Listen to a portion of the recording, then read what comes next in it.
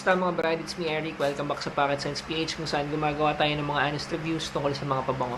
Sa video na to, maiksing video lang, may tatlong topics lang ako na gustong i-mention or gustong magkwentuhan tayo. So yung una, gusto ko lang ilagay dito yung mga nanalo dun sa pag-giveaway. Gusto ko lang kasi maging fully transparent sa lahat ng mga katulad niyan, pag-giveaway. So yun yung unang topic. Pangalawang topic, gusto ko sana mag-invite or magtanong kung may interesado ba sa inyo na sumali or sumama sa sniff session. So, pangatlo is yung pagka-delete ng mga local frag groups. May page din kasi kami, Pocket Sense PH sa Meta. May group din. So may idea ako kahit paano kung ano yung nangyari kasi nakaka-receive din ako ng notification from Meta regarding sa mga warnings. So yun. So doon sa unang topic na ibigay na doon sa 6 na winners yung mga premyo. 5 lang dapat yon, i-refresh ko lang kayo. 5 lang dapat yung winners pero since nung mamimili na yung wife ko, ang dami nung napili. So nag-decide kami na sige magdagdag na lang tayo ng isa pa, gawin natin 6 para additional consolation prize na lang. So yun. Maraming salamat sa mga sumali. Isingit ko dito yung mga nanalo, yung mga proof na na-receive na nila.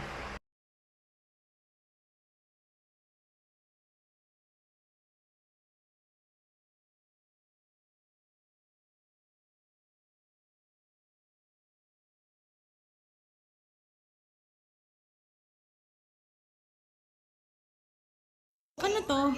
Card. Ano nakasulat? Thank you. Ito. Ayan. Thank you, sir, sa sa pa-price nyo. Yun, nakita nyo na yun yung mga pruweba na receive na nilang lahat. Hopefully sa susunod na magpag-giveaway, mag-join din kayo. Naisip ko sana lahat ng milestone itong channel. May giveaway tayo. As of recording this video, 715 subscribers. So, hindi ko rin in-expect na magkakaroon ng ganito karaming subscribers sa ganitong duration ng time. Pero syempre, pinagdasal at hinope ko rin yun. Kaya maraming salamat. Pag na-reach yung 1,000, sigurado magkakaroon ulit tayo ng pag-giveaway. So, stay tuned lang. Yan, number 2, yung sniff session. So, sa mga hindi familiar sa sniff session, ito yung event na or activity na nag-gather lang yung mga mahilig sa perfumes. May mga nagdadala ng perfumes. So, for example, magdadala ako ng perfumes. Mag-invite ako, invite ko kayo. Punta lang kayo doon, only spray, whether sa skin or sa paper strips, para maamoy nyo kung ano yung mga pabango. Pwede rin kayo magdala or depende kung paano magiging setup nung sniff session. So, meron kasi kaming simpleng barbershop and salon sa Quezon City.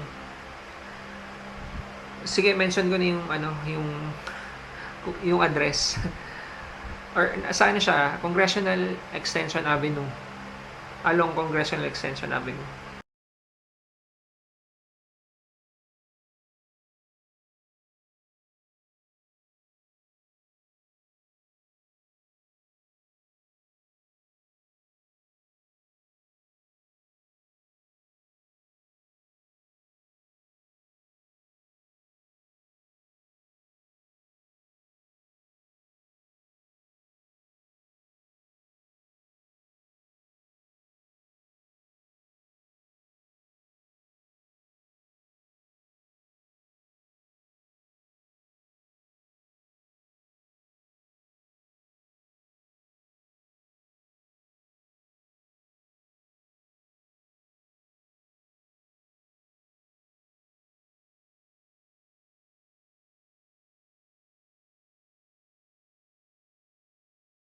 Para sa mga malapit doon, lagay nyo lang sa comment section kung interesado kayo or gusto nyo ba or willing ba kayong umattend if ever na matuloy.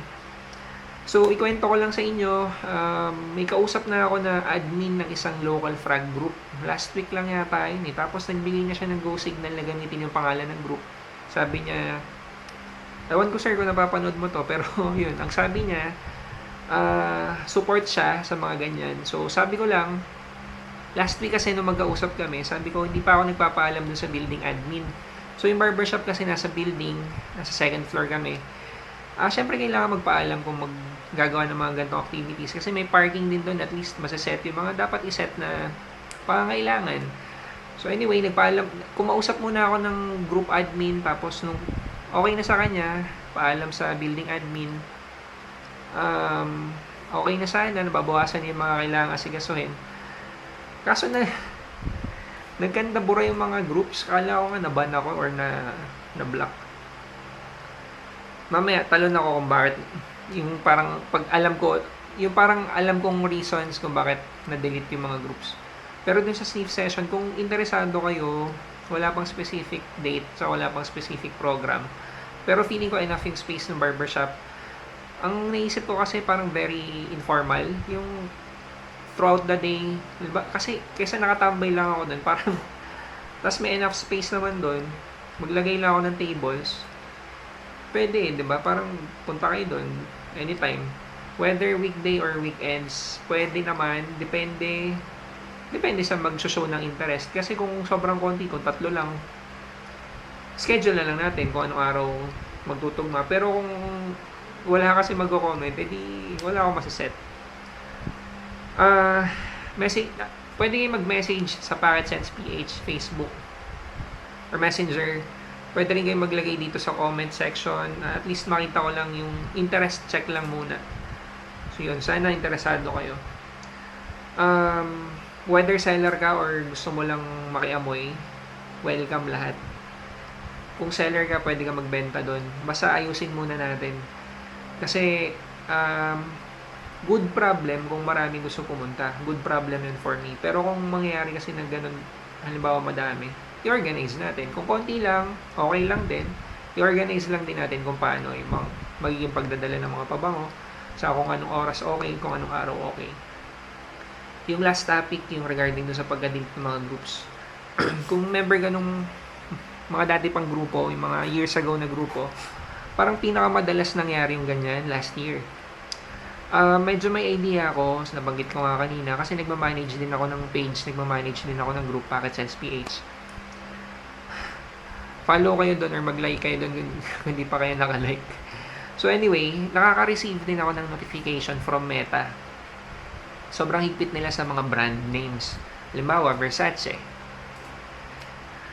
Sobrang higpit nila. Ginejemon ko na nga yung spelling minsan pero higpit pa rin talaga nila. So, walang pinag-iba yun dun sa mga groups na na-delete. Sigurado ako. Unless may ibang violation na nagawa yung mga members. Mas mahirap lang i-manage kasi libo-libo yung members. Ilang posts per day. Minsan umabot ng hundreds per day, di ba? So, ang hirap niyan i-manage. Ngayon, hindi ko lang sure specifically or exactly kung ano yung nangyari per group. Pero malaki yung duda ko na may kinalaman doon sa mga brand names pa rin. So, kung dati ka ng member at nakita mo na nangyari na to dati, may idea ka na, kung medyo bago-bago ka lang, hindi ka binlock, hindi ka kinik, hindi ka binan. Sobrang higpit ni Meta. Yun lang yun. So, kung naka-follow kayo or naka-like dun sa Packet Sense PH sa Meta, hindi ako makapag-post lately tungkol sa pabango kasi natatakot din ako na baka mainit ngayon kasi nagulat ako ngayon lang nangyari na ilang groups na delete. So medyo nag-iingat lang ako kasi hindi ganun gadali magparami ng followers.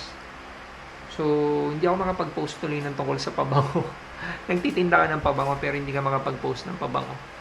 So yun lang yung yun yung tingin kong reasoning lang kung bakit. Nagigpit lang talaga si Meta. May kinalaman talaga yan doon sa mga brand names. Yun. Kung may concern kayo sa amin or kung gusto nyo ng mabilis sa sagot sa tanong nyo, pwede nyo kaming i-message sa Messenger or yun nga, mag-like kayo doon sa Facebook page or group. May page at saka may group. Yung group, hindi ko pa magalaw natatakot kasi nga ako mag-post.